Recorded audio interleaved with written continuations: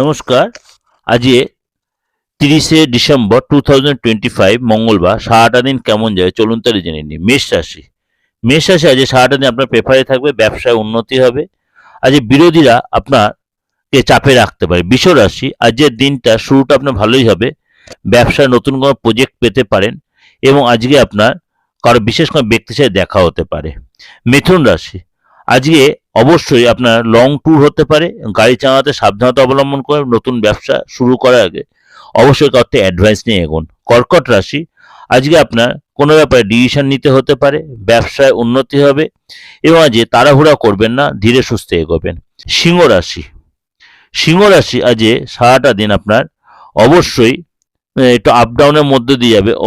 Tension আসতে পারে এবং আপনাকে অবশ্যই চোখ বন্ধ করে ভরসা না করাটা বেটার হবে। কন্যা রাশি, আজকে আপনাকে সারাটা দিন অবশ্যই মানসিক টেনশন বাড়বে এবং আজকে আর্থিক দিকে আজকে আপনাকে অবশ্যই একটু সতর্ক থাকতে হবে, কথাবার্তায় সংযম রাখতে হবে।